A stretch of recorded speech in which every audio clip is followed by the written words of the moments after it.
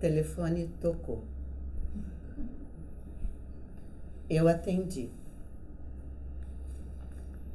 Chamaram por mim. Em geral, pergunto quem é, porque nem sempre estou disposta a ser chateada. Mas dessa vez, alguma coisa na voz, doce e tímida, me fez dizer que era eu mesma que estava ao telefone. Então a voz disse: sou uma leitora sua e quero que você seja feliz. Perguntei: como é o seu nome? Respondeu: uma leitora. Eu disse: mas eu quero saber seu nome para poder dizê-lo ao desejar que você seja feliz. Mas foi inútil. Ela não tinha sequer diante de mim a vontade de aparecer como pessoa que é. Era o anonimato completo. Mas, para você, de quem nem ao menos sei o nome, quero que tenha alegrias e que, se já não é casada, que encontre o homem de sua vida. Peço também que não leia tudo que escrevo, porque muitas vezes sou áspera e não quero que você receba minha aspereza.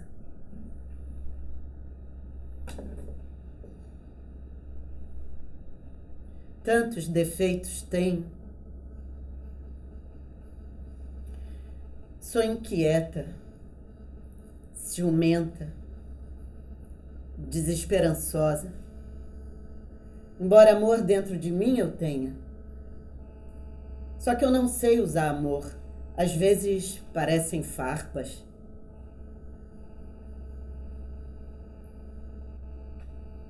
Se tanto amor dentro de mim recebi e continuo inquieta e infeliz, é porque preciso que Deus venha.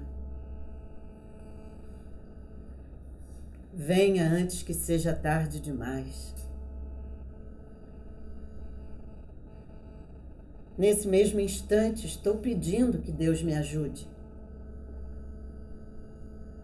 Estou precisando.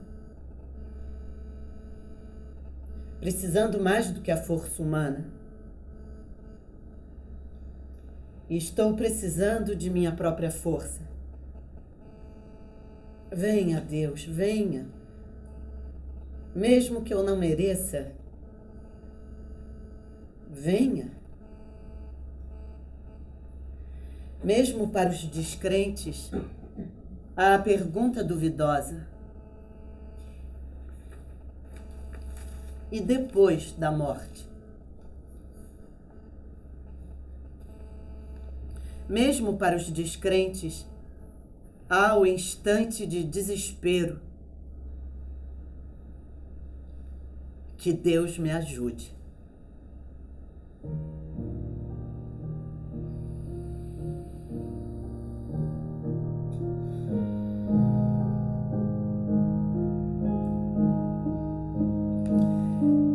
Quem já conheceu o estado de graça reconhecerá o que eu vou dizer.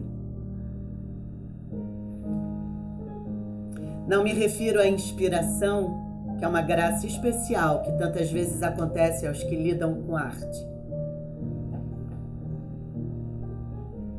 O estado de graça de que falo não é usado para nada. É como se viesse apenas para que se soubesse que realmente se existe.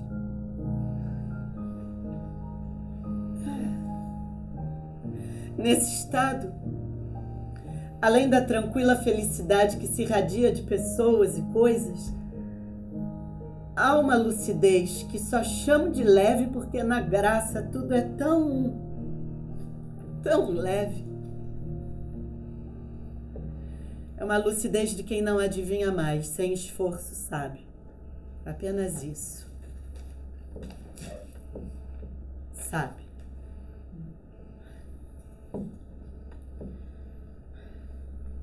Não me perguntem o quê.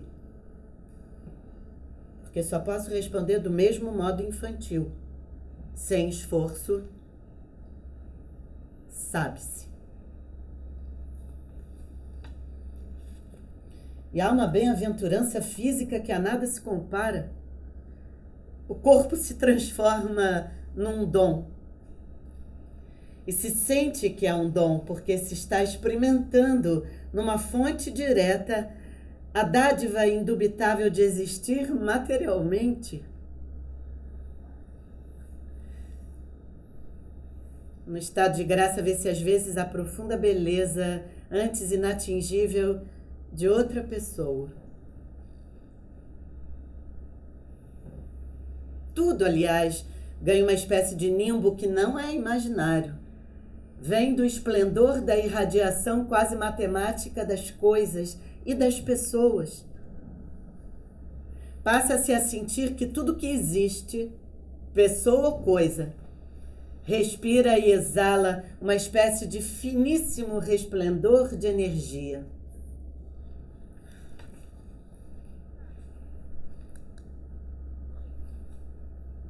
A verdade do mundo é impalpável. Não é nem de longe o que mal imagino deva ser o estado de graça dos santos. Esse estado jamais conheci e nem sequer consigo adivinhá-lo. É apenas o estado de graça de uma pessoa comum que de súbito se torna totalmente real, porque é comum e humana e reconhecível. As descobertas nesse estado são indizíveis, incomunicáveis. É por isso que em estado de graça mantenho-me sentada, quieta, silenciosa. É como numa anunciação, não sendo, porém, precedida pelos anjos que, suponho, antecedem o estado de graça dos santos. Mas é como se o anjo da vida viesse me anunciar o mundo.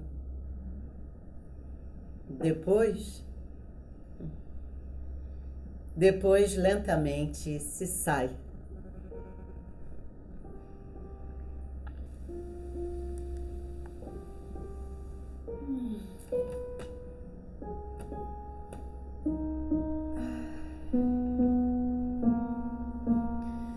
Não como se estivesse estado em transe. Não há nenhum transe. Sai-se devagar, com o suspiro de quem teve um mundo como este é.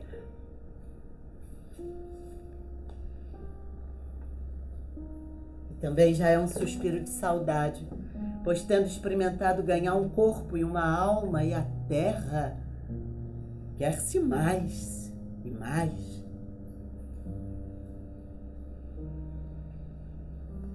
Inútil querer. Só vem quando quer espontaneamente. Também é bom que não venha tantas vezes quanto eu queria, porque eu poderia me habituar à felicidade. Esqueci de dizer que em estado de graça se é muito feliz.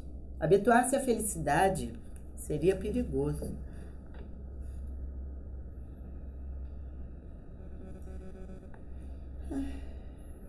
Do estado de graça sai-se melhor criatura do que se entrou.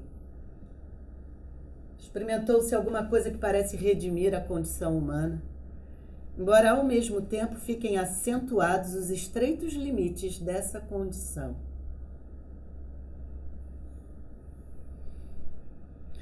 E exatamente porque depois da graça a condição humana se revela na sua pobreza implorante, aprende-se a amar mais, a perdoar mais,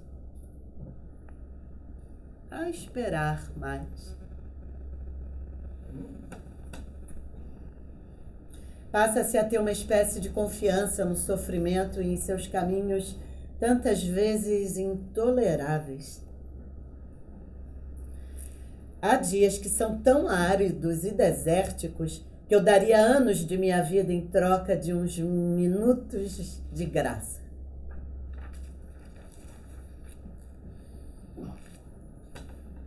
Estou solidária de corpo e alma com a tragédia dos estudantes do Brasil. Ser estudante é algo muito sério.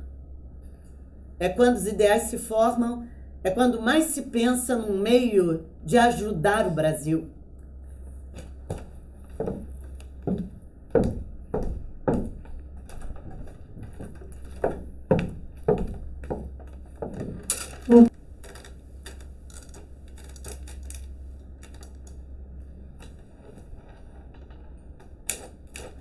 Carta ao Ministro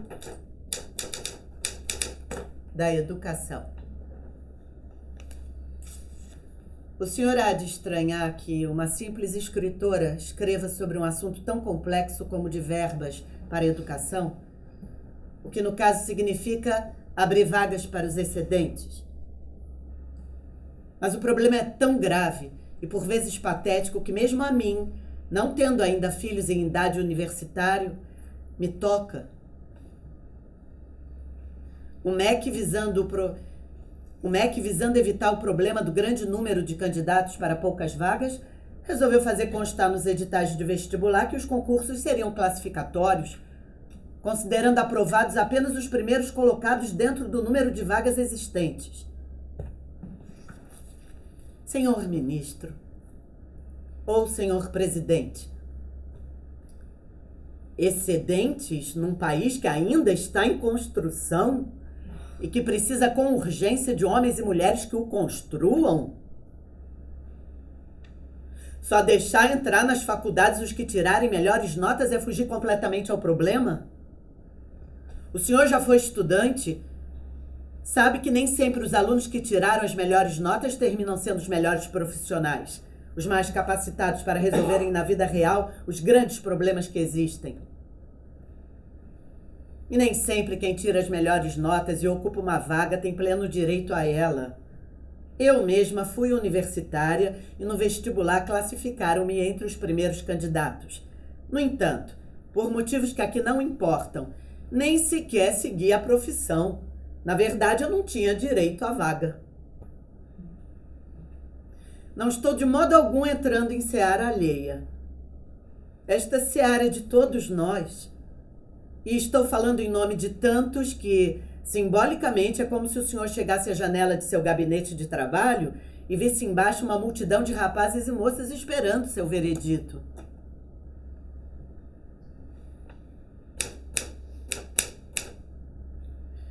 Senhor ministro ou senhor presidente da República, impedir que jovens entrem em universidades é um crime. Perdoe a violência da palavra, mas é a palavra certa. Se a verba para universidades é curta, obrigando a diminuir o número de vagas, por que não submetem os estudantes, alguns meses antes do vestibular, a exames psicotécnicos, a testes vocacionais? Isso não só serviria de eliminatória para as faculdades, como ajudaria os estudantes que estivessem em caminho errado de vocação. Essa ideia partiu de uma estudante. Se eu soubesse... Se o senhor soubesse do sacrifício que na maioria das vezes a família inteira faz para que um rapaz realize o seu sonho, o de estudar. Se soubesse da profunda e muitas vezes irreparável desilusão quando entra a palavra excedente.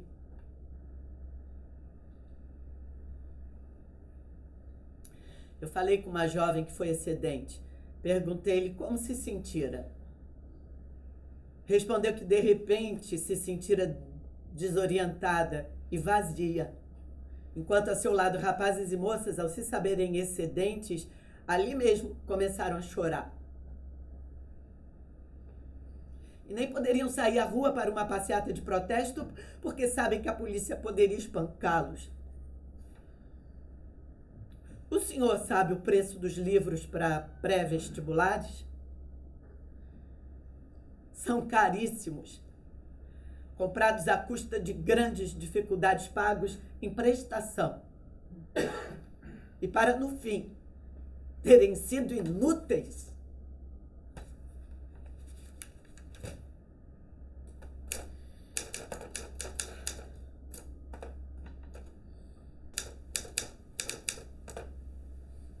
Que essas páginas simbolizem uma passeata de protesto de rapazes e moças.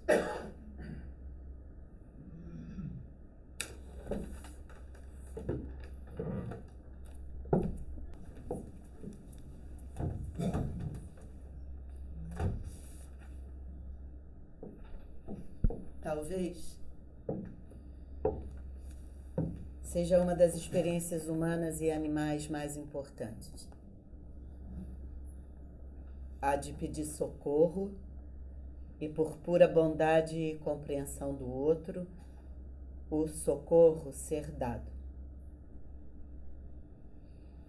Talvez valha a pena ter nascido para que um dia mudamente se implore e mudamente se receba. Eu já pedi socorro e não me foi negado. Senti-me então como se eu fosse um tigre perigoso com uma flecha cravada na carne e que estivesse rondando devagar as pessoas medrosas para descobrir quem lhe tiraria a dor. E então uma pessoa tivesse sentido que um tigre ferido é apenas tão perigoso como uma criança. E aproximando-se da fera, sem medo de tocá-la, tivesse arrancado com cuidado a flecha fincada. E o tigre? Não. Certas coisas nem pessoas nem animais podem agradecer. Então eu, o tigre, dei umas voltas vagarosas em frente à pessoa, hesitei, lambi uma das patas e depois, como não é a palavra o que tem importância, afastei-me silenciosamente.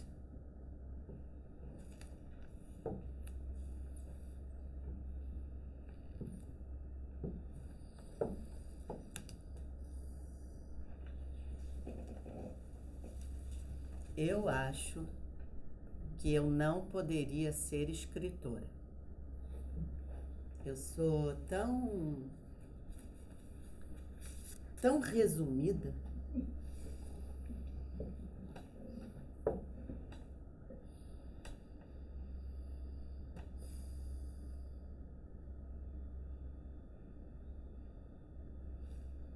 Deus, o que nos prometeis em troca de morrer?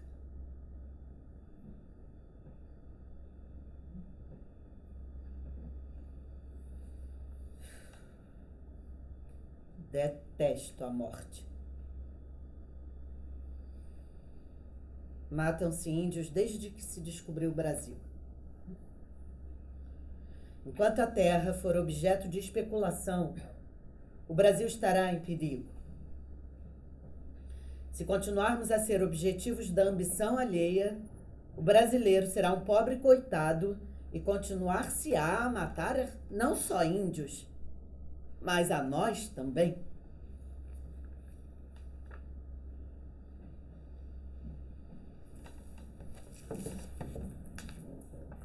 Entrevista a Hélio Pellegrino. Clarice. Hélio, que é o amor? Hélio Pellegrino. Amor é dom, demasia, presente. Dou-me ao outro e, aberto à sua alteridade, por mediação dele, recebo dele o dom de mim, a graça de existir por ter me dado. Clarice, você quereria ter outras vidas? Hélio, Não há ninguém que consiga, no tempo de uma vida, esgotar todas as suas possibilidades.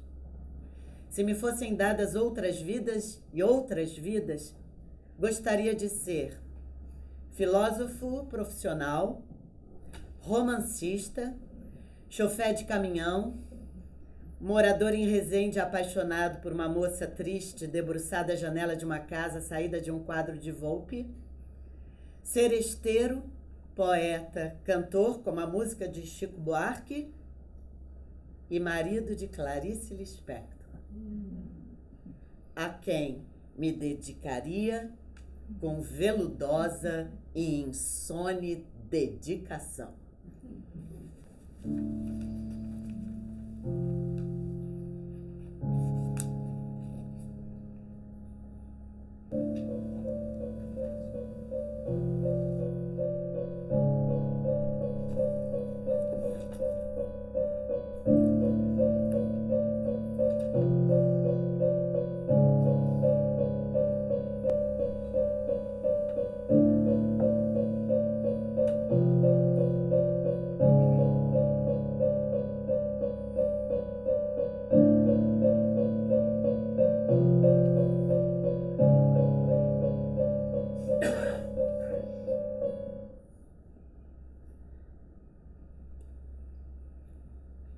Por que se ama?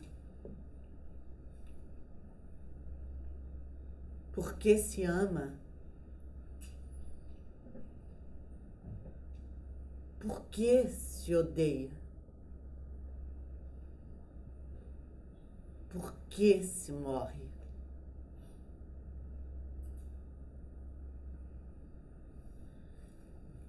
Morte,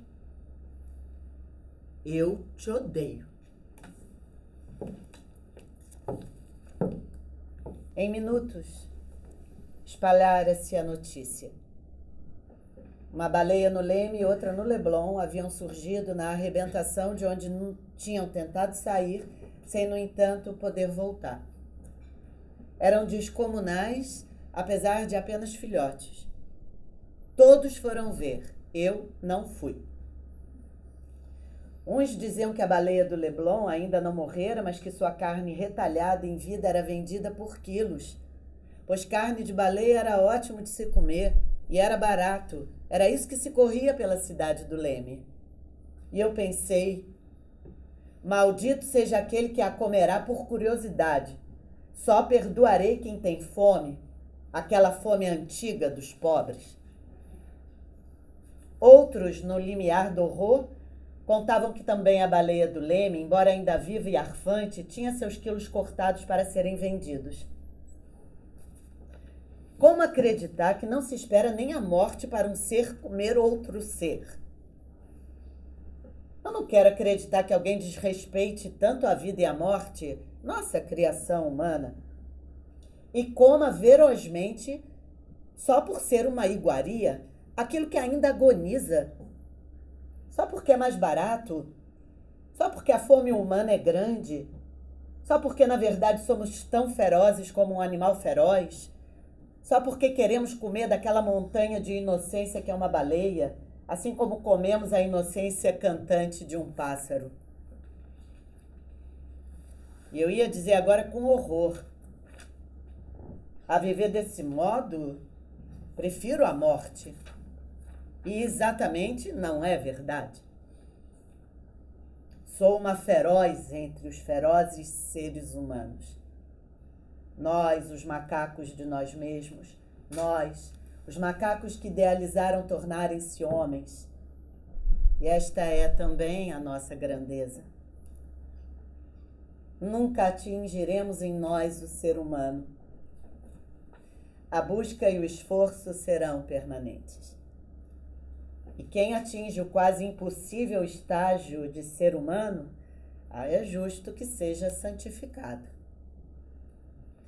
Porque desistir de nossa animalidade é um sacrifício.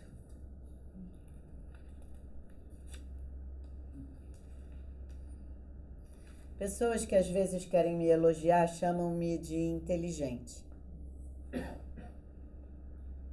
e ficam surpreendidas quando digo que ser inteligente não é meu ponto forte e que sou tão inteligente quanto qualquer pessoa. Pensam então, inclusive, que eu estou sendo modesta. As pessoas que falam de minha inteligência estão, na verdade, confundindo inteligência com o que chamarei agora de sensibilidade inteligente. Esta, sim, várias vezes tive ou tenho. E apesar de admirar a inteligência pura, acho mais importante para viver e entender os outros essa sensibilidade inteligente, que não só se comove, mas pensa sem ser com a cabeça. Outra coisa que não parece ser entendida pelos outros é quando me chamam de intelectual e eu digo que eu não sou. De novo, não se trata de modéstia, e sim de uma realidade que nem de longe me fere. Ser intelectual é também ter cultura. E eu sou tão má leitora que, agora já sem pudor, digo que não tenho mesmo cultura. Nem sequer li as obras importantes da humanidade. Além do que leio pouco, só li muito e lia avidamente o que me caísse nas mãos entre os 13 e 15 anos de idade. Depois passei a ler esporadicamente, sem ter a orientação de ninguém. Isso sem confessar que, dessa vez digo com alguma vergonha, durante anos eu só lia romance policial.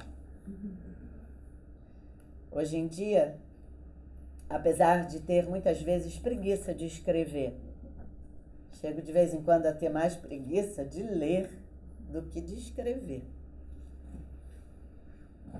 Literata também não sou porque não tornei o fato de escrever livros uma profissão, nem uma carreira. Escrevi-os só quando espontaneamente me vieram. E só quando eu realmente quis. O que eu sou, então? Eu sou uma amadora? Sou uma pessoa que tem um coração que por vezes percebe. Sou uma pessoa que pretendeu pôr em palavras um mundo ininteligível e um mundo impalpável. Sobretudo uma pessoa cujo coração bate de alegria levíssima quando consegue em uma frase dizer alguma coisa sobre a vida humana ou animal. Um nome para o que sou importa muito pouco. Importa o que eu gostaria de ser. Sou uma pessoa muito ocupada. Tomo conta do mundo. Hão de me perguntar por que tomo conta do mundo. É que nasci assim, incumbida. E sou responsável por tudo que existe, inclusive pelas guerras e pelos crimes de lesa corpo e lesa alma. Sou inclusive responsável pelo Deus que está em constante cósmica evolução para melhor. Tomo desde criança conta de uma fileira de formigas. Elas andam em fila indiana carregando um pedacinho de folha, o que não impede que cada uma, encontrando uma fila de formigas que venha de direção oposta, pare para dizer alguma coisa às outras. Li o livro célebre sobre as abelhas e tomei desde então conta das abelhas, sobretudo da rainha-mãe. As abelhas voam e lidam com flores, isto eu constatei. Mas as formigas têm uma cintura muito fininha. Nela, pequena como é, cabe todo um mundo que, se eu não tomar cuidado, me escapa. Senso instintivo de organização, linguagem para além do supersônico aos nossos ouvidos e provavelmente para sentimentos instintivos de amor-sentimento, já que falam. Tomei muito conta das formigas quando era pequena. E agora que eu queria tanto poder revê-las, no encontro uma. Que não houve matança delas, eu sei, porque se tivesse havido eu já teria sabido. Tomar conta do mundo exige também muita paciência. Eu tenho que esperar pelo dia em que me apareça uma formiga. Paciência. Observar as flores imperceptivelmente e lentamente se abrindo.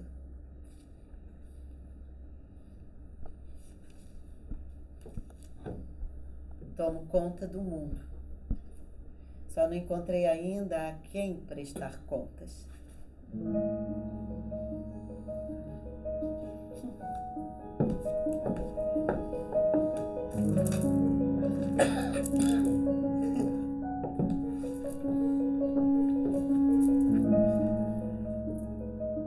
Acordei de madrugada desejando ter um vestido branco e seria de gaze. Talvez eu nunca venha a tê-lo, mas é como se tivesse. De tal modo se aprende a viver com o que tanto falta. A vontade de me vestir de branco é o que sempre me salvou. Sei, e talvez só eu e alguns saibam, que se tenho perigo, tenho também alguma pureza. Acordei de madrugada com tanta intensidade por um vestido branco de gaze que abri meu guarda-roupa. Tinha um branco, de pano grosso e decote arredondado. Grossura é pureza? Uma coisa eu sei. Amor, por mais violento, é. E eis que, de repente, agora mesmo vi que não sou pura.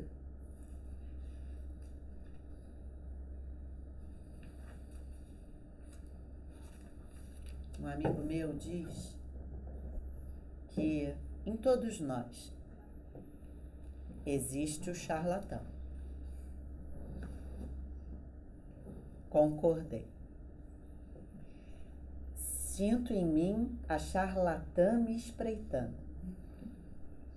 Só não vence, primeiro porque não é realmente verdade, e segundo porque minha honestidade básica até me enjoa. A outra coisa que me espreita e que me faz sorrir. O mau gosto. Ai, a vontade que eu tenho de ceder ao mau gosto. Em quê? Ora, o campo é ilimitado, simplesmente ilimitado. Vai desde o instante em que se pode dizer a palavra errada exatamente quando ela cairia pior, até o instante em que se diriam palavras de grande beleza e verdade quando o interlocutor está desprevenido e levaria um susto de constrangimento e haveria o silêncio depois. Em que mais? Em se vestir, por exemplo. Não necessariamente o óbvio do equivalente a plumas. Não sei descrever, mas eu saberia usar um mau gosto perfeito. E em escrever? A tentação é grande, pois a linha divisória é quase invisível entre o mau gosto e a verdade. E mesmo porque, pior que o mau gosto em matéria de escrever, é um certo tipo horrível de bom gosto. Às vezes, de puro prazer, de pura pesquisa simples, ando sobre a linha bamba. Como é que eu seria charlatã? Eu fui. E com toda sinceridade, pensando que acertava. Sou, por exemplo, formada em Direito e com isso enganei a mim e aos outros. Não, mais a mim que a todos. No entanto, como eu era sincera, fui estudar Direito porque eu desejava reformar as penitenciárias do Brasil. O charlatão é um contrabandista de si mesmo. Mas que é mesmo que eu estou dizendo? Era uma coisa, mas já me escapou. O charlatão se prejudica? Não sei. Mas sei que às vezes a charlatanice dói. E muito. Imiscui-se nos momentos mais graves. Dá uma vontade de não ser exatamente quando se é, com toda a força. Não posso, infelizmente, me alongar mais neste assunto. Disseram-me que um crítico teria escrito que Guimarães Rosa e eu éramos dois embustes, que vale dizer charlatões. Esse crítico não vai entender nada do que eu estou dizendo aqui. É outra coisa. Eu estou falando de algo muito profundo. Embora não pareça, embora eu mesma esteja um pouco tristemente brincando com o assunto, eu estou de algum modo me dando a conhecer.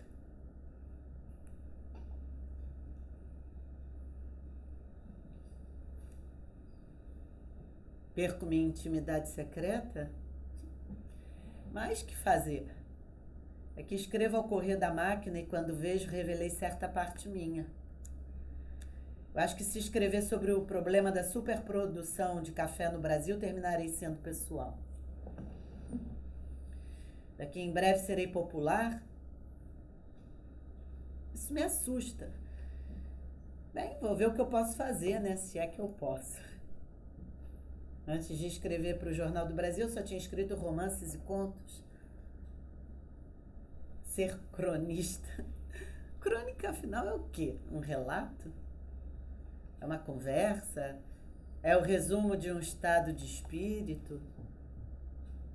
Ser mais leve só porque o leitor assim o quer? Divertir? Passar uns minutos de leitura? Não sei. Eu acho que eu vou ter uma conversa com Rubem Braga, que foi o inventor da crônica. Porque ser cronista sozinha não consigo entender.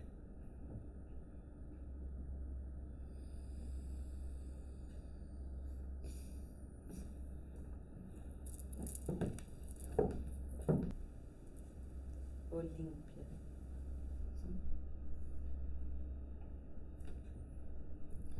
Eu gostaria de dar um presente à minha máquina.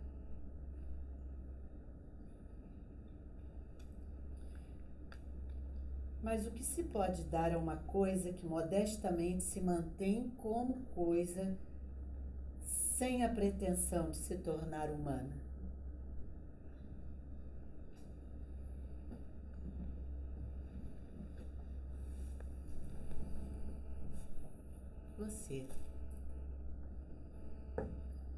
Você não acha que há um vazio sinistro em tudo?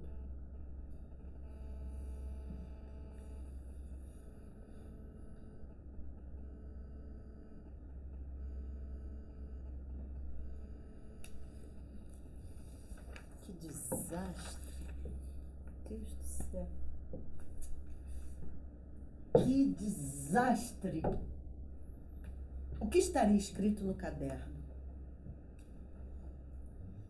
Lembrava-se de que era algo muito espiritual sobre alguma coisa pitoresca. Pitoresco para ela era o máximo. Procuremos. Questão de força de vontade. Questão de ir e pegá-lo. Pronto. Que desastre! Sentia imóvel no meio da sala, sem direção, sem saber onde mais procurar. Que desastre! A casa, calma à tarde, e em alguma parte havia uma coisa escrita. Havia um pensamento íntimo, disso ela tinha certeza. Procurava o que a inspiração lhe ditara. Anotou no caderno de despesas algumas frases sobre a beleza do pão de açúcar. Só algumas palavras, porque ela era resumida. Não desanime, dizia-se. Procure entre os papéis, procure entre as cartas, entre as raras notícias que lhe mandavam. Raciocinava logicamente. Tivessem-lhe escrito mais e ela teria onde procurar.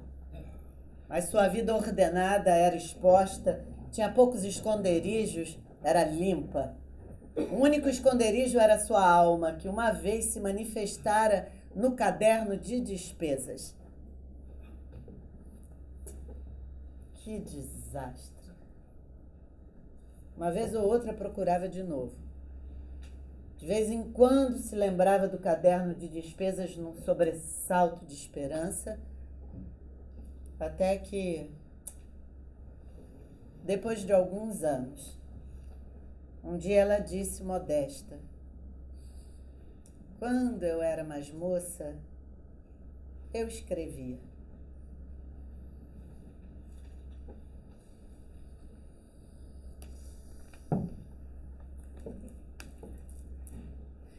Desde que me conheço, o fato social teve em mim importância maior que qualquer outro.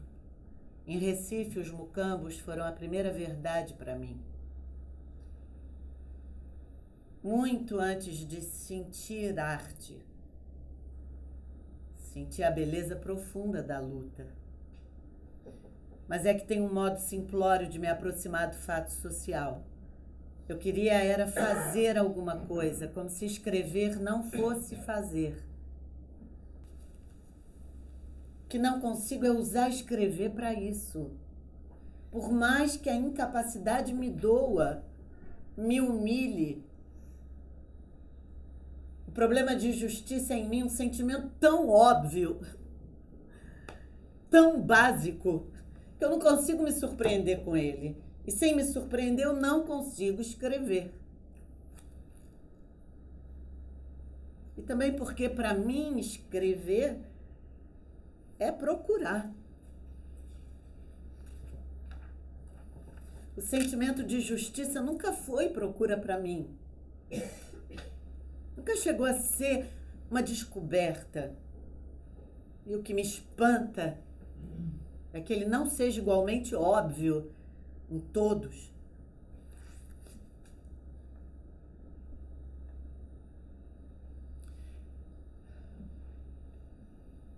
Por tolerância hoje para comigo, não estou me envergonhando totalmente de não contribuir para nada humano e social por meio do escrever. Do que me envergonho, sim, é de não fazer, de não contribuir com ações. Mas de escrever o que eu escrevo, eu não me envergonho. Sinto que se eu me envergonhasse, eu estaria pecando por orgulho.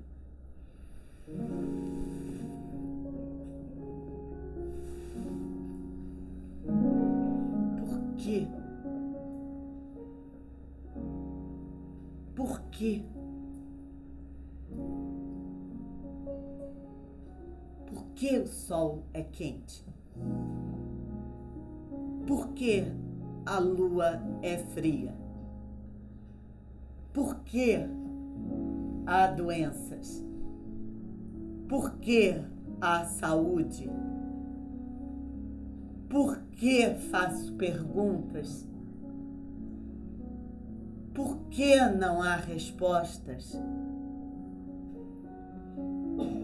Por que eu poderia perguntar indefinidamente por quê?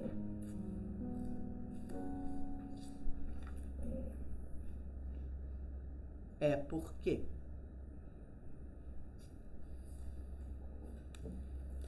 Mas por que não me disseram antes? Por que adeus?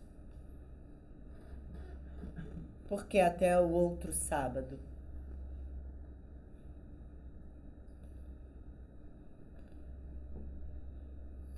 Por quê?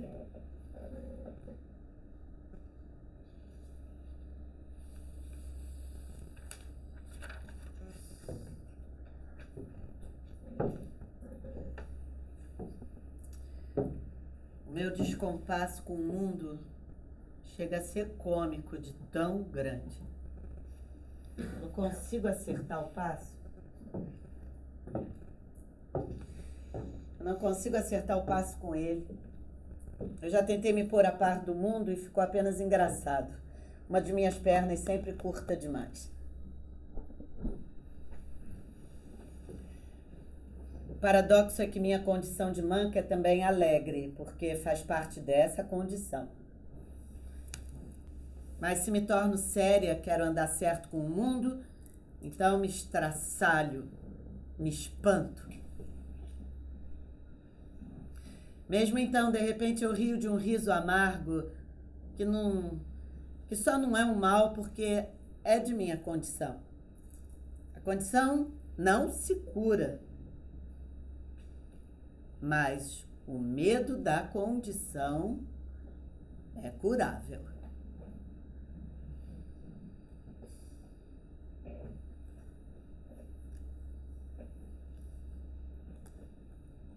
Quando eu era muito pequena, ainda não tinha provado chicles. E mesmo em Recife, falava-se pouco deles. Eu nem sabia bem de que espécie de bala ou bombom se tratava. Mesmo o dinheiro que eu tinha não dava para comprar. Com o mesmo dinheiro eu lucraria não sei quantas balas. Afinal, minha irmã juntou dinheiro e comprou. E ao sairmos de casa para a escola, me explicou: tome cuidado para não perder, porque esta bala nunca acaba. Dura a vida inteira. Como não acaba? Eu parei um instante na rua perplexa. Não acaba nunca? Não acaba nunca e pronto. Eu estava boba. Parecia-me ter sido transportada para o reino de histórias de príncipes e fadas.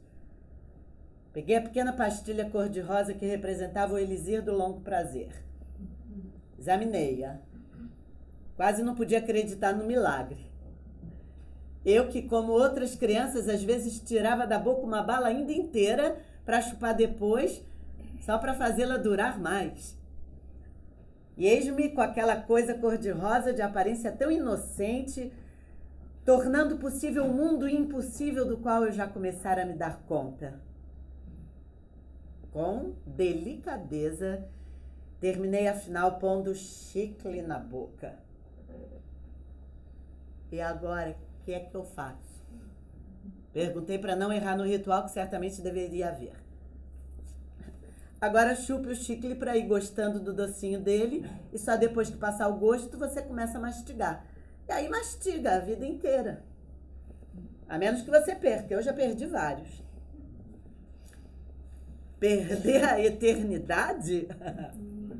Nunca. O adocicado do chicle era bonzinho, mas não se podia dizer que era ótimo. E ainda perplexa, encaminhávamos-nos para a escola. Acabou-se o docinho. E agora? Agora mastigue para sempre. Assustei-me. Não saberia dizer porquê. Comecei a mastigar e em breve tinha na boca aquele puxa-puxa cinzento de borracha que não tinha gosto de nada. Mastigava, mas eu me sentia contrafeita. Na verdade, eu não estava gostando do gosto. E a vantagem de ser bala eterna me enchia de uma espécie de medo. Como se tem diante da ideia de eternidade ou de infinito. Eu não quis confessar que não estava à altura da eternidade. O que só me dava era aflição. Enquanto isso, eu mastigava obedientemente, sem parar. Até que não suportei mais. E atravessando o portão da escola, eu dei um jeito de o chicle mastigado cair no chão de areia. Olha só o que me aconteceu, disse eu em fingidos de espanto e tristeza. Agora eu não posso mastigar mais. A bala acabou. Já lhe disse, repetiu minha irmã, ela não acaba nunca. Mas a gente às vezes perde. Até de noite a gente pode ir mastigando, mas para não engolir no sono a gente prega o chicle na cama. Não fique triste, um dia lhe dou outro e você não perderá.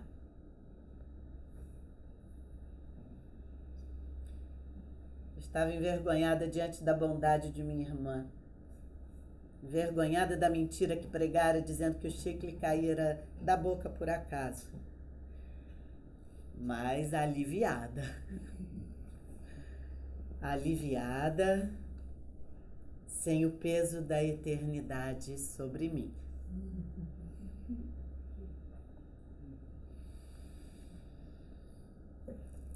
O bobo,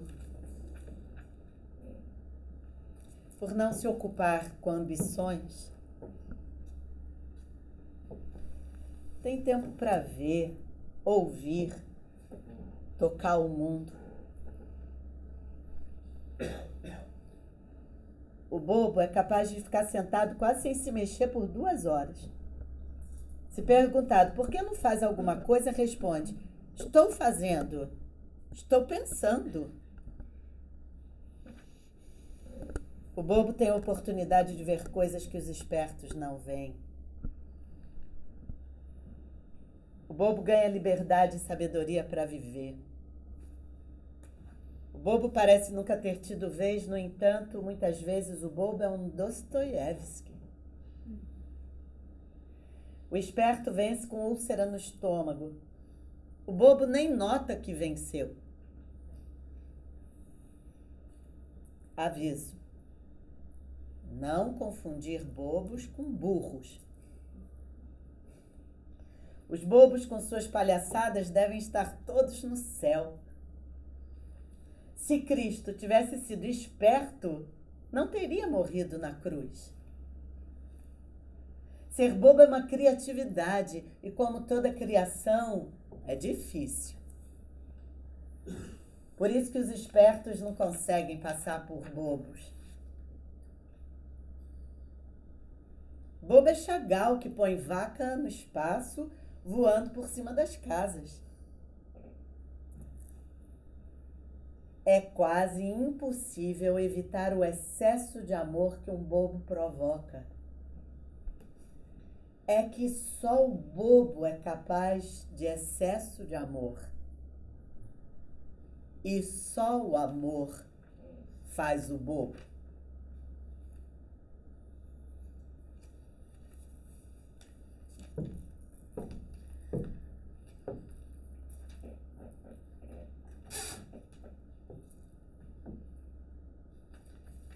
É curiosa essa experiência de escrever mais leve para muitos. Eu que escrevia minhas coisas para poucos. Está sendo agradável essa sensação. Aliás, tenho me convivido muito ultimamente e descobri com surpresa que sou suportável. Às vezes até agradável de ser. Bem, nem sempre.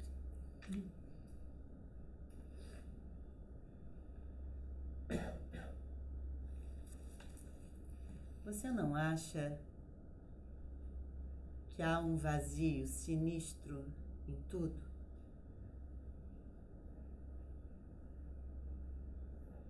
Ah, sim.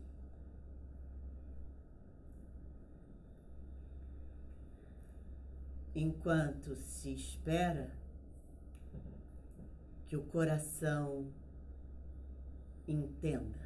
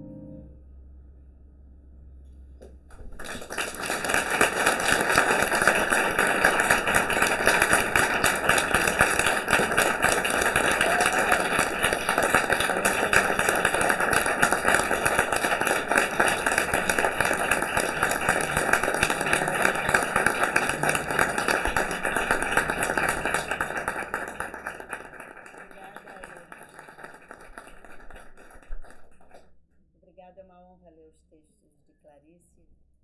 Viva Clarice Lispector. Nós nunca Deveríamos parar de ler Clarice, deveria ser um teatro constante, enfim. Deveríamos sempre estar ouvindo, lendo e vivenciando esse mundo de Clarice, que é um mundo que eu acho que nos permite